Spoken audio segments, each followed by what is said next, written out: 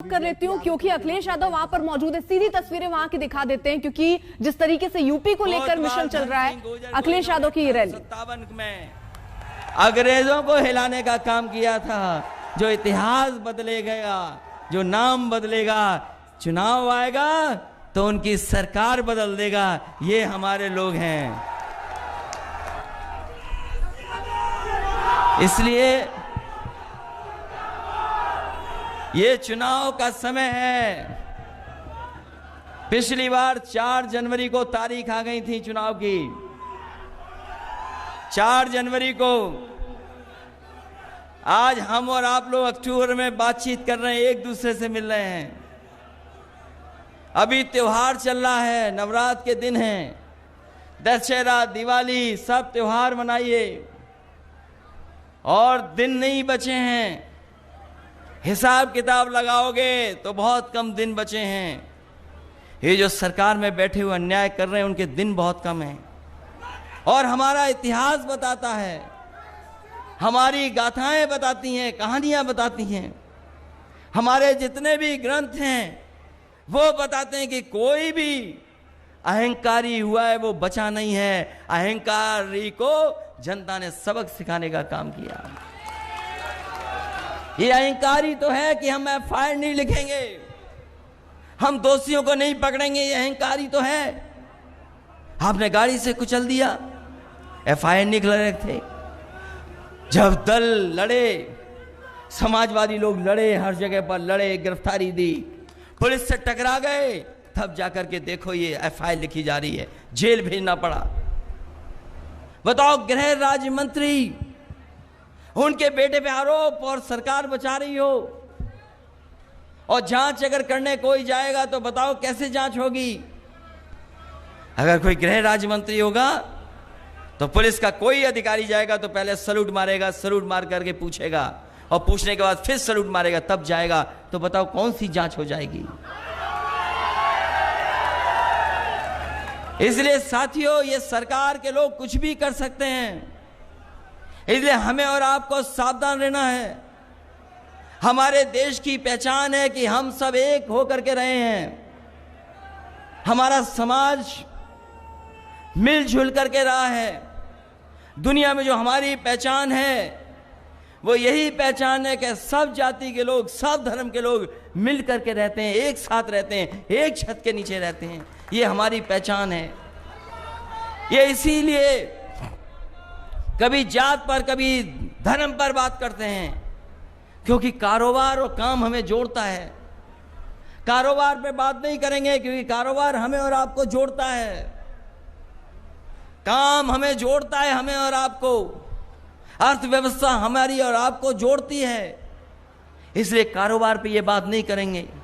कारोबार पे बात नहीं करना चाहते हैं क्योंकि समाज जुड़ करके रहता है कारोबार से। कोई खेती करता है, कोई बुनता है, कोई पहनता है, कोई सिलता है, कोई काटता है, क्योंकि कारोबार हमें जोड़ता है। ये कारोबार को ठप कर रहे हैं, एक एक करके सब चीजें बेच दे रहे हैं। बिकना शुरू हो गई चीजें।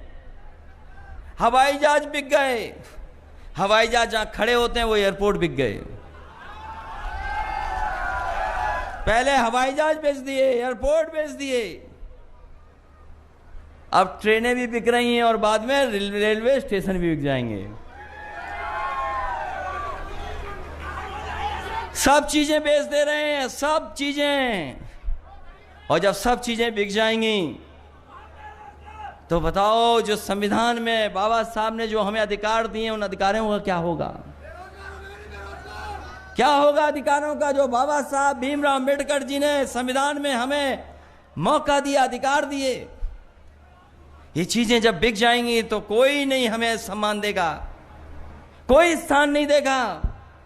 कोई सोच सकता था कि हवाई जहाज बिक जाएंगे, एयरपोर्ट बिक जाएंगे, पानी का जहाज जहां खड़ा होता है वो सब बिक गया। ये तार बेच रहे हैं, बिजली के कारखाने बेच रहे हैं, सब बेचे दे रहे हैं। और जो इतिहास को जानते होंगे हमारे लोग, याद करना, अंग्रेज आए थे इस देश में, अंग्रेज कारोबार करने आए थे। जो ईस्ट इंडिया कंपनी आई थी वो 2-3 चीजों का कारोबार करती थी। धीरे धीरे उन्होंने कारोबार बढ़ा लिया। और अंग्रेजों ने एक कानून पास किया इंग्लैंड में, और उस कानून से वो जो कंपनी थी, जो कारोबार करने आई थी, व्यापार करने आई थी, ईस्ट इंडिया कंपनी, वो सरकार बन गई। केवल एक कानून इंग्लैंड में पास हुआ, उससे कारोबार करने वाली ईस्ट इंडिया कंपनी सरकार बन गई। और देखो भारतीय जनता पार्टी का खेल, एक एक कर करके सब प्राइवेट हाथों में बेच दे रहे हैं। हो सकता है एक दिन सरकारी कंपनी को बिक जाए और ये सरकार भी आउटसोर्स करके चले जाएं कि हम नहीं चलाएंगे, आउटसोर्स होकर के सरकार चलेगी। सोचिए किस लिए लोगों ने अपनी जानें दी हैं। ये इलाका वो है जहां पर हिंदू और मुस्लिम एक होकर के आजादी के लड़ाई लड़ी हैं। अगर तोपों से भी उड़ा दिया गया तो आजादी के दीवानों ने आजादी के लिए संघर्ष नहीं कम किया। यहाँ के नौजवान अपनी जान पर खेल गए और उस समय देश को आजादी दिलाने के लिए लड़ते रहे। ये वो धरती है।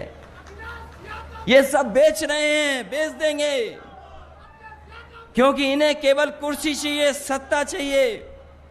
हम समाजवादी लोग गरीब और किसान को आगे बढ़ाना चाहते हैं। हमारी पहचान है गंगा जमुना तहजीब। यही यमुना नदी हमारे गांव से भी, हमारे शहर से भी निकल करके जाती है। ये जो आपकी यमुना नदी है, यही तो है यमुना नदी, दिल्ली को छूते हुए। यहां तो साफ सुथरी है, यहां तो यमुना बहुत साफ है, लेकिन जैसे ही दिल्ली पहुंचती तो बताओ कितनी गंदी हो जाती है। गंदी होते होते चंबल से मिल जाती है हमारे शहर में जाकर के, और यही नदी है जो संगम में मिल जाती है। बताओ, नदियों को साफ करने का संकल्प लिया था, मां गंगा को साफ करने का संकल्प लिया था। दिल्ली वालों को दिल्ली नहीं दिखाई दे रही और लखनऊ वालों को मथुरा नहीं दिखाई दे रही कि बताओ यमुना कितनी गंदी बह रही है। और जो हमारी मिली जुली तहजीब है, जहां हिंदू और मुस्लिम एक साथ रहते हैं, मिल करके रहते हैं,